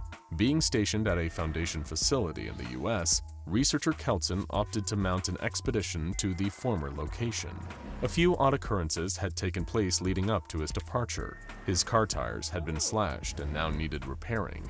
Newspaper clippings were also left on Keltson's desk that told of various hikers' deaths taking place in the Pacific Northwest. A more paranoid person might interpret these as subtle, indirect threats. It certainly seemed as if someone in the SCP Foundation wasn't keen on Keltson departing for his research trip. Nevertheless, he changed tact and called in sick to work, sneaking away to a small airstrip and boarding a light cargo plane that smuggled him towards the forests of North America. Once he had arrived, night was already falling. Keltson was on his own, traversing the woods as the sun rapidly receded out of view behind the tree line, leaving the forest in darkness, save for the beam from his flashlight. The researcher was hardly an outdoorsy type and far from an expert at exploring the wilderness, but he pushed on into the heart of the woods, to the areas where the most sightings of SCP-1000 had been reported. It wasn't long before the torchlight fell over something imprinted in the woodland floor, a large footprint left by something bipedal and rather similar to an ape. Venturing further, the sound of twigs breaking caused Keltson to whirl around. The noise had come from nearby, making it louder than the low background ambience of the forest at night. He swung his flashlight in the direction he thought it had come from, only seeing the shadows of branches cast against the tree trunks. Then, another noise. Leaves rustling as something passed by, followed by more snapping of twigs, then the shaking of the leaves again. This thing, whatever it might have been, was encircling him. Frantically, Keltson tried to spot it with his light, when suddenly the beam fell over something tall, a hulking figure moving between the trees. Even from that split-second sighting, it was clearly an instance of SCP-1000. The momentary glimpse had reminded the intrepid researcher of an important detail. He couldn't look at them. A 2% chance of instant brain death seemed too low to worry about. But Keltson's research had described the effects of the mimetic disease to be cumulative. the longer an SCP-1000 ape was observed, the higher the chance of being killed on the spot by the infection. Snapping his eyes shut as tight as he could, Kelton was frozen to the spot, at the mercy of the sounds surrounding him. The SCP-1000 was drawing closer, enough for the researcher to detect its footsteps. His pulse quickened, along with his breathing to match. Although he was already aware that the apes weren't known for being aggressive, hearing its heavy breathing as it drew nearer was enough to make him uncertain. Kelton wasn't sure if the Bigfoot would attack him or pass him by, but by far the last thing he had expected was to hear it start speaking. "You, man," came a deep, gravelly voice. It was the kind of sound an animal makes that can almost be mistaken for speech. Kelton wasn't fully convinced it had been a word, rather just his ears playing tricks on him in a moment of heightened fear. "Human," it repeated much clearer. There was no mistaking it a second time. The SCP-1000 had spoken. Yeah, you can talk?" Kelton exclaimed in disbelief. The Sasquatch didn't answer directly. Instead, the researcher detected the sound of receding footsteps. There was a pause as the SCP-1000 ape turned back to Kelton. "Follow, human," it said. "Open your eyes and follow me." What about the disease?" Kelton shouted, keeping his eyelids still screwed shut. "You'll be safe," the ape replied, before it resumed walking away. Cautiously opening his eyes and lifting his flashlight, Kelton could see the hairy figure making its way through the forest, its back turned to him. He could see it. The researcher could look directly at it, and yet nothing seemed to be happening. No adverse side effects, no instant brain death. The odds were low, Kelton reminded himself, as he began to warily follow the path of the ape. Following at a distance, he made sure to momentarily glance away, trying not to stare for too long at the SCP-1000 creature, in the hope that might disrupt the mimetic effect of the infection. Before long, they had arrived at a cave deep in the heart of the forest. The embers of a small fire were still aglow near the rocky entrance. As they lumbered inside, the SCP-1000 threw extra wood on the fire, poking it with a long stick until the flames began to reach higher. The flickering orange gave Kelton a better look at the ape. Its large frame covered almost head to toe in brown fur. There was also something about the creature that seemed off. Not unsettling, but almost sad, melancholic, like it was lonely. The researcher had been so amazed that he could observe the creature for so long without dying that he'd barely focused in on the more important discovery. SCP-1000s were far more intelligent than the Foundation files had indicated, capable of not only speech, but emotion, too. Do you have a name? Kelton stammered, unsure where to start. "Gricor," It replied. "that is my name." Yeah, you'll have to forgive me. I'm a little taken aback by all this, the researcher hastily explained. You're able to articulate. Your species is advanced enough to have names. "Why should that be surprising?" Gricor asked. Well, it's just the Foundation seems to think you and your kind are, I don't mean any offense, but mindless beasts. The ape made a huffing, exhaling sound. Kelton noticed after a moment that they were chuckling, a dry, almost sarcastic chuckle. It was unlike anything he had expected to learn about SCP-1000. That reminded him of why he'd come here. Gricor, may I ask something? He cleared his throat. Nodding, the SCP-1000 instance poked at the fire again, paying little mind to the human in its company. Where did you and your people come from? Kelton asked. What's your history? "Why?" Gricor replied abruptly. You see, humans have these legends, stories about something called Bigfoot or Sasquatch. The Foundation, the humans I work with, they call you one and the same. I wanted to know if that was true. For a short moment, the creature paused. Then Gricor began to give Kelton the truth, the real truth. And as they spoke, it was as if the researcher could see the story unfolding, emphasized by the pain in the ape's teary eyes. "We were like you, long, long ago," it began explaining. "We and humans, we evolved together side by side. For a time there was peace between us. But we began to grow faster, stronger, became smarter while you were left behind." You evolved before early humans did? Kelton probed. "Indeed." Gricor answered with a gentle nod. we began to surpass the humans. You were still young, still hunting and foraging for food, while we were moving far beyond. Thousands and thousands of years, we were able to develop our culture, our technology, all before the humans had even come close to fire and the wheel. But that doesn't make any sense, the researcher interjected yet again. If that was the case, mankind would have never had its chance to reach the top of the food chain. We would have died out, and that would have made you the dominant species on the planet. We were, the SCP-1008 replied. For a time. What happened? Gricor turned with a solemn look on their face. You, it replied plainly. Humans happened. We covered the world. Billions and billions of us. You were rare, as few as we are now. My people made technology far beyond anything humans have dreamt up, either before or since. Trains, ships, vehicles created from the trees and the animals. Communication using parts of insects and smaller creatures. Cities filled with us, where we lived in harmony, stretched out across parts of the world humans dared not tread.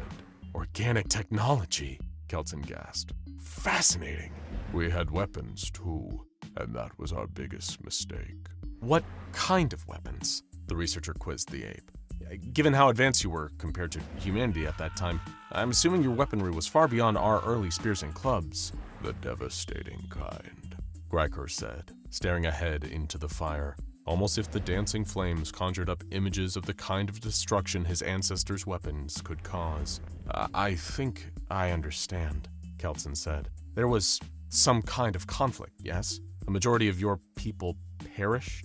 Oh, my condolences. But that would have removed you from the top of the evolutionary chain and allowed the earliest ancestors of humanity to usurp your place there? Was the disease you and your species carried a result of the war? A sort of lingering radioactive fallout, but on a genetic level? We are not sick, Gricor growled. Your people lied. They made that up, and there was no war. It was a slaughter. Kelton fell quiet, unsure of what to say. Humans would stay away from us back then. We avoided them too. You slept during the night when we were awake, but you made a deal. A deal with something ancient and dangerous in the forests. A deal to even the score. You found our weapons and didn't hesitate. No, that's... The Foundation researcher tried to protest, but the look of sadness on the ape's face stopped his sentence before he could finish. We were almost entirely wiped out in a single day. Humans switched places with us. We became less, and they became more. They used our technology to forget about us, wipe their memories, so they wouldn't have to face up what they had done. But we will never forget. And the Foundation, they maintain that facade, Kelton realized. That's why they tell us you're infected, that if we look at you, we'll die. They're ashamed. We all should be. Not just ashamed, Gricor replied. Afraid. They fear we want revenge, retribution for what was done to our people. And do you? The ape took another pause, as if it was pondering, or just allowing itself a moment to feel sad. We have forgiven you, it answered. I'm not sure we deserve that, Kelton said back, as the pair sat by the fire until the sun came up. It's rare for the SCP Foundation to encounter an anomaly that volunteers information about itself, that seems to actively desire to be studied, to be investigated, to be known. But SCP-082 is one such anomaly. SCP-082 calls himself Ferdinand, a giant man with an even bigger appetite, and though he is cheerful and chatty, even friendly by SCP Foundation standards, it can be difficult to sort the fact from the fiction where his life story is concerned. At various points in his containment, he has claimed to be a vampire, a homunculus, Sherlock Holmes, Alexander the Great, Dr. Frankenstein and his monster, Napoleon, and Big Bird, to name a few.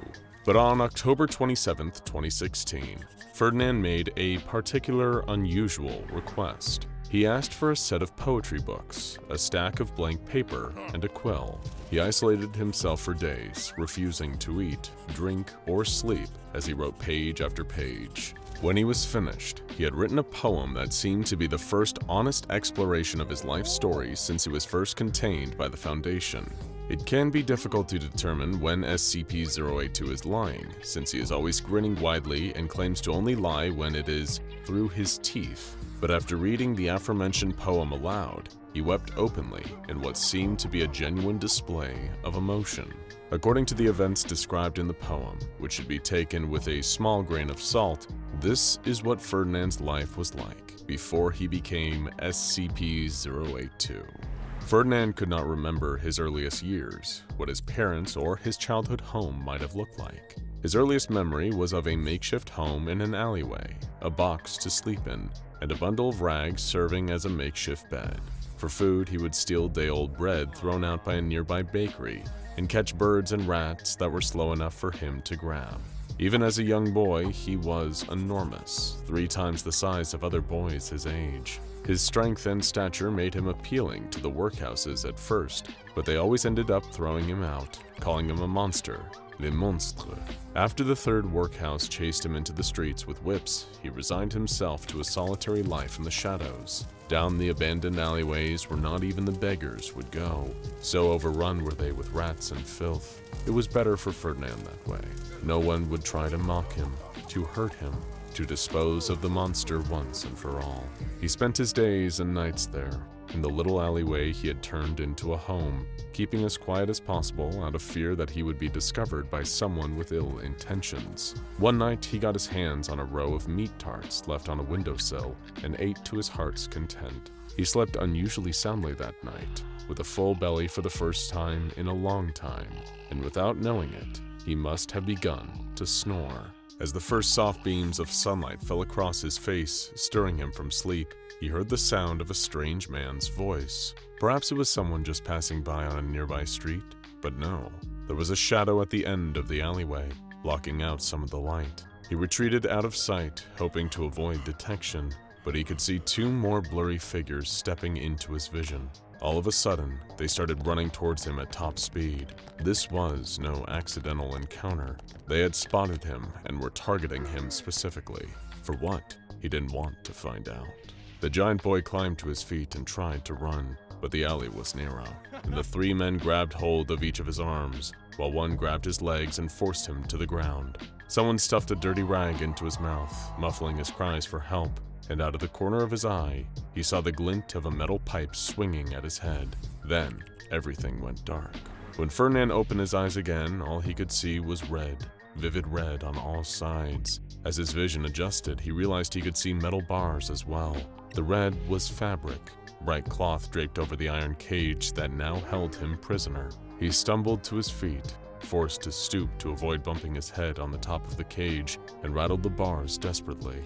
"Let me out, please!" he begged, though he felt as though it was useless. His plea was not met with silence, however, but with loud, cheerful music. He covered his ears at the sudden noise, jumping back, but it came from all sides, and there was no escape. Suddenly, his eyes were blinded by a sudden bright light as the red cloth was yanked from the cage in one swoop. It took a moment for his eyes to adjust, but as he blinked the tears from his eyes, Ferdinand could make out a man with a large mustache, a long red and gold coat, a matching top hat, and a gold-tipped cane. The man grinned at him, but it was not a friendly face. The smile did not reach his eyes, which glinted with a cold, cruel delight. Behind the ringmaster, Ferdinand could now see a crowd sitting. Men, women, and children all watching him with rapturous fascination, a mix of intrigue, disgust, and horror on their faces. He looked from face to face, seeking any kindness, any sympathy, but found not one who looked as if they might help him escape. The music climbed to a crescendo, and when it stopped, the ringmaster spoke. "Ladies and gentlemen, boys and girls, today I have brought you something the likes of which no one has ever seen before. I have traveled the world in search of oddities and curiosities to delight and shock you with. And after crossing every ocean, exploring the furthest reaches of the globe, I have brought you a very special gift. Do not be afraid, the beast will not harm you. I will ensure that you are all perfectly safe. Should he try anything at all, one of my helpers here. He gestured to one of two large men standing on either side of the cage, each brandishing an axe. Will simply strike him with their axes. Ferdinand recoiled at the threat, but there was nowhere for him to go in the cramped cage, already a bit too small for his massive body. The ringmaster continued his speech, pacing back and forth in front of the cage and running his cane across the bars with a horrible clattering sound. As you can see, this creature looks like a boy, but his statue reveals the truth. It is something else entirely. Something bigger, stronger, more vicious than any child could ever be. You see the legs like great tree trunks, the arms strong enough to wrestle a bear. But do not, dear audience, neglect to notice its mighty jaws. Like steel, strong enough to crush anything it bites down on, strong enough to crack through bone. And the teeth, enormous and pearly white, with a smile bright enough to light up the darkness. What do you say, beast? Will you give the people a smile? Ferdinand cowered in the cage, watching everything with wide, frightened eyes. He certainly did not feel like smiling. When he did not budge, the ringmaster thwacked his cane against the bars, making another horrible metallic clang.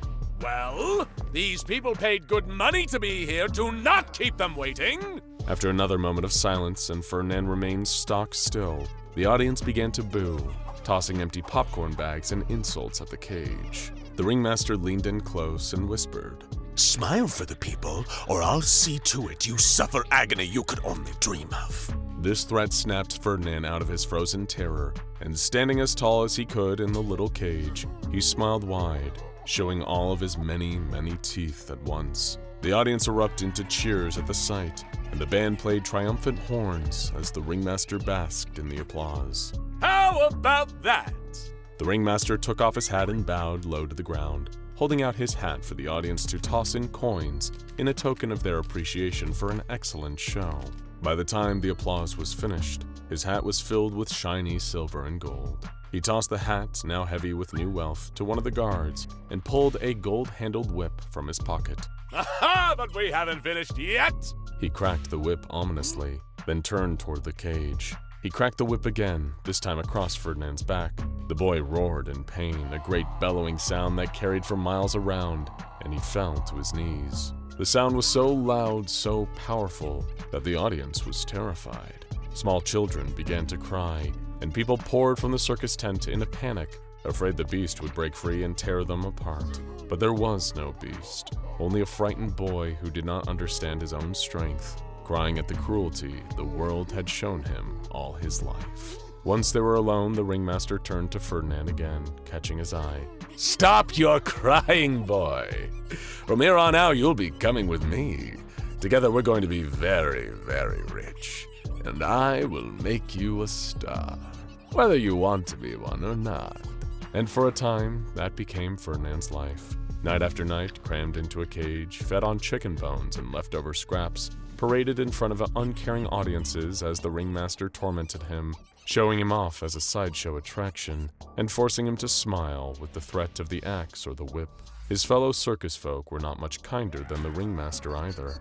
The clowns sprayed him with water and taunted him through the bars. The animal trainers threatened to pit him against their lions and see who came out alive. Only one person ever showed Ferdinand an ounce of kindness at the circus. A bearded lady who would sing opera songs in a beautiful, clear soprano.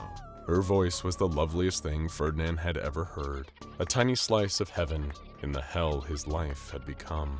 Days bled together as the tour went on, a stretch of seemingly endless days and nights, until the day of the last show came. He looked up at the thin slivers of night sky visible through the gaps in the tent, the twinkling of stars just out of reach. What would become of him after the tour ended? What horrors awaited him next? Would he just sit there and take it? Or would he finally do something to bring it all to a close? He flexed his muscles quietly, taking notice of how he had grown over the past few months. Regular feedings, more than he had gotten on the street, had bulked him up considerably. He now stood at over 7 feet tall and could feel that his strength had doubled or even tripled. The show began as it usually did, with the crack of the ringmaster's whip. But suddenly, the man stepped forward and began a speech he had never made before. As you can see, this great beast cowers at the sound of my whip. Over the months, I have trained it, domesticated it until it was aggressive no longer. Behold, as I set it free! And to Ferdinand's shock, the ringmaster unlocked the door to the cage and swung it open. He took a tentative step out, standing at his full height for the first time in months as he stretched his spine straight. See how it is tamed! Go on now, boy. Smile for your public. They've been so good to us. He jabbed Ferdinand's ribs with his cane, hard enough to leave a dark purple bruise. You heard me. Smile! The whip cracked again, and the audience began to boo and jeer, throwing their garbage at Ferdinand. A bag hit his cheek with a slap, and a deep, dark rage finally awoke beneath the months of terror. You remember our agreement. Do as I say, or I shall cut off something you'll miss. Before the ringmaster could say another word, Ferdinand grabbed him and pulled him into a bone-crushing embrace. The man's voice came out in a squeak. Beast, what are you doing? That is not my name! Ferdinand bellowed, and he opened his mouth wide, wider than he ever had before, and gobbled up the ringmaster in 3 quick bites. The audience screamed, fleeing from their seats, but Ferdinand moved faster than they did. He grabbed person after person, starting with those that had been the cruelest, and shouted the most insulting things, and devoured them one by one. When he was full, he ran into the night, into the forest, and did not stop until he was free. He bathed in the river, washing away all that he had done, and remained there for quite some time, feeding on passerbys when his hunger got the better of him. His sense of time grew fuzzy then, and he could not be sure how long he spent there. But word of missing townspeople eventually reached a special organization, one dedicated to studying those like him. And for the second time in his life, Ferdinand was taken into custody by strangers. However, these scientists were much kinder to him and never called him a beast. They simply gave him a number, SCP-082. Dr. Trebuchet sighed, his breath fogging up the visor of his hazmat suit. He did a last-minute spot check, making sure he had his clipboard and pen. Then he reached for the shoebox, feeling its little occupant moving around as he lifted it up. The doctor turned as his newly appointed assistant, Researcher Watchell, barreled into the room. The researcher was late. Trebuchet couldn't even imagine ever being tardy to his first assignment. But the Foundation were insistent on training up their new recruits as quickly as possible. The exposure to a mostly harmless anomaly would, in theory, help to normalize some of the stranger SCPs that the organization dealt with. Dr. Trebuchet held back a cheap shot about Watchell being so late, as the assistant researcher hurriedly clattered into his own hazmat suit. Both ready, they stepped through the decontamination airlock after it had hissed loudly, sterilizing the air and the outer layers of their suits. Then the 2 researchers continued into the containment unit. Even with their hazmat suits on, the differences in temperature and humidity were instantly noticeable, like the feeling you get stepping off a plane after a long-haul flight. The cylindrical glass enclosure had been perfectly climate-controlled, filled with wetland soil and stagnant water. It was like stepping inside a terrarium, a tiny little pocket of swamp large enough for someone, well, something, to comfortably live inside. That something was SCP-811, sometimes known colloquially by her nickname of the Swamp Woman.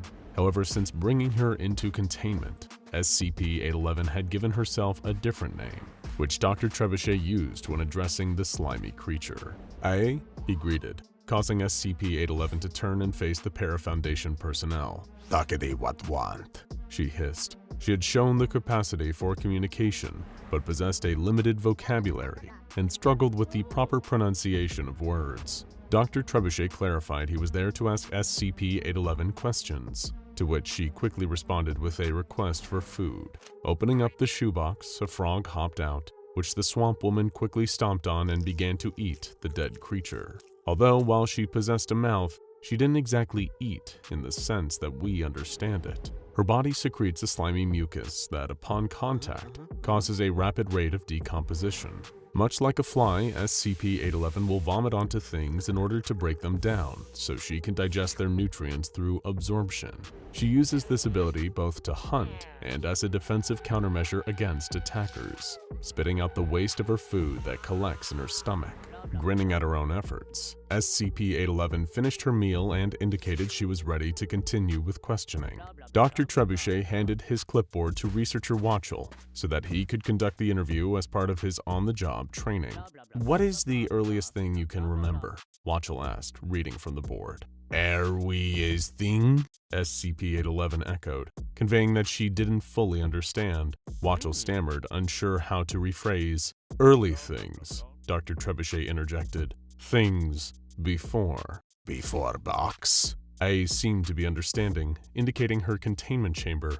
Before box," Trebuchet confirmed. Appearing thoughtful for a moment, SCP-811 asked, "Most before?" Dr. Trebuchet nodded vigorously, telling her yes. Even though the Foundation had mandated this interview, he genuinely wanted to know how she had become like this. Immediately, SCP-811 gave sweeping demonstrative gestures with her hands and described in very vague levels of detail a man who had been taller than A herself at a time when she was also much smaller. "Was like man," she said, pointing at her own arm. What was like him? Dr. Trebuchet probed, trying to clarify what she meant. In response, A pinched her mottled green skin, its surface slick with mucus. "This, not like A, like man, like people," she insisted. Her skin. She meant her skin had used to look human. Upon hearing the word skin from the doctor, SCP-811 repeated it, prodding at her arm, and then smiled. She'd learned a new word. When questioned further by Dr. Trebuchet, while Watchell felt increasingly uneasy nearby, the swamp woman pointed to the inside of her elbow. She described what she had experienced after this tall man had approached her. "Pain stick here. Cold," A said. "Needle, A." Dr. Trebuchet encouraged her to use the right word, certain she meant she had been injected with something. "They're called needles." "Needle here." SCP-811 tried to mimic the sounds of the word, before then going on to explain that she had experienced intense pain soon after. With her hands, she started miming that something had come out of her mouth. Red was very hungry. Ate man, skin like this." Hearing her describe, even in loose, broken terminology, what had happened to her became too much for assistant researcher Watchell. As far as both he and Dr. Trebuchet understood what A was telling them, she had been injected with something while still a child, and then had eaten the person responsible. Watchell, who had children of his own, couldn't help but imagine the same horrible act happening to his own kids, and the thought of it made him vomit in his hazmat suit. Given her own chosen method of attacking and dissolving prey, SCP-811 couldn't help that she interpreted seeing Watchell throwing up as an act of hostility. It alarmed the swamp woman, causing her to hurriedly retreat to a nearby pool of stagnant water within her containment chamber, refusing to reemerge until Watchell and Dr. Trebuchet had left. Angered by the assistant researcher's lack of professionalism and how it had interrupted the most coherent explanation of SCP-811's past, Dr. Trebuchet filed a dissatisfied note with the SCP Foundation. It read as follows. "While I understand the appeal of training the new blood on something relatively harmless and as green as they are, could you please throw them at some other humanoid for a while, trying to actually get things done here?" Had Watchell been able to stomach what he had heard SCP-811 saying, and probably through more extensive interviews with the creature, Trebuchet could have learned the full extent of how the swamp woman had come to be. She had been able to give the broad strokes of it, of course, but her descriptive ability was limited. The story had definitely fit with what the Foundation already assumed to be the case, that at some point, A had been human, but what they hadn't been aware of was the actions of this unknown individual, a nameless man, or what he had injected the young girl with in order to trigger her transformation. At any rate, the only explanation the Foundation had was the word of SCP-811 herself. It was vague at best. At worst, it might not even have been recalled with any degree of accuracy. She could have been lying, if she had the capacity to lie, and the specifics of who she was before, why someone had injected her, and what with were all still a complete mystery to the Foundation, and not just to them either. Given her partial comprehension, SCP-811 had long been suspected to have grown up as a feral child, a youngster abandoned when they were only a few years of age, rather than as an infant. It certainly seemed to explain her limited understanding of human language. The fact that she could communicate at all implied that she had at some point lived among other humans, but hadn't fully developed before her transformation. But even if she had been able to communicate at an adult level, SCP-811 still wouldn't have given the full story to Dr. Trebuchet, not because she was keeping things from him, but because she simply couldn't. The trauma of growing up alone in the swamp, being turned into a monster, and everything else that had come before were all too much for her. She had at some point suffered a mental break, her mind shutting off the full details of her past as a defense mechanism. The swamp woman had been through far more and far worse than even she could remember, and unbeknownst to the girl who would later come to call herself A, the SCP Foundation had been involved. It had all started way back, a long time ago, and many, many miles away from where it would eventually lead to the birth of the Swamp Woman. Specifically, it began in Siberia. The SCP Foundation had learned of an infectious skin disease that had been discovered there by the GRU Division P, the Russian government's own anomaly containment organization. They had encountered a virus that was highly contagious and that would spread on direct contact with organic matter, but that was far from the extent of it. This infection would begin to transform its host, turning them into a horrific fleshy mutation that would attack any non-infected life form in an aggressive attempt to spread the virus further. The Foundation called it SCP-610, although the GRU-P troops had a different name for it. Roughly translated, they called it the flesh that hates. Now it was only through a combined effort between the SCP Foundation and their Russian counterparts in GRU Division P that this disease was contained to a single isolated area within Siberia where it had first been discovered. The Russian government at the time had agreed to keep the area under their watchful eye, and that anyone who became infected by SCP-610 would be killed immediately. Of course, nobody had accounted for the one who would get away. A Russian operative, a researcher within GRU-P, had become obsessed with SCP-610 since its discovery. The virus itself was horrific, producing abominable nightmares, but it could transform human physiology in mere moments, producing fleshy creatures that were almost unrecognizable as people. This scientist began to wonder if this transformative property of the virus could somehow be controlled, programmed even, then it may well hold the key to some of the greatest breakthroughs in medical science. He envisioned using it to grow replacement limbs out of tissue cells, or to trigger the reconstructive regeneration of bodily damage. The scientist just needed to figure out how to prevent SCP-610 from fully transforming someone. The only problem was, anyone infected with it was killed. So he took it upon himself to sneak into the isolated area in Siberia, where he could steal a sample of SCP-610 from the body of a recently terminated mutation, and he nearly made it away unscathed. The scientist's plans were quickly discovered by the joint effort between the SCP Foundation and GRU-P. He had been requesting a sample through the official channels for months, and now he had taken one to experiment with and gone on the run with a new identity. Calling himself Alec Holland, the scientist fled the Foundation Russian agents sent to pursue him. As far as he knew, they were trying to prevent him from carrying out what he viewed to be a noble endeavor. But the Foundation knew that even if that tiny sample of SCP-610 was able to spread, it could cause a worldwide catastrophe. Whilst piloting a small plane, Alec was shot down over the swamplands of Louisiana. By the time Foundation operatives arrived in the area, all they found was a burning wreck. Little did they realize, Alec had been rescued by locals, who had taken him aboard their fan boat and rushed him to a hospital. He would later leave, before his injuries had fully healed, and return to the site of the crash to discover something curious. His sample of SCP-610 had been cross-contaminated with the swamp's stagnant water, teeming with algae and who knows what else. Alec was running out of time. He knew that if his wounds didn't kill him, he would soon be discovered by the Foundation and GRU-P. Using a syringe, he gathered up the combination of the virus sample that had mixed with the natural properties of the swamp. There was no way of knowing what it would do, whether it would still mutate a person, or whether the disease's transformative effect had been altered. But he had to know, and he was living on borrowed time.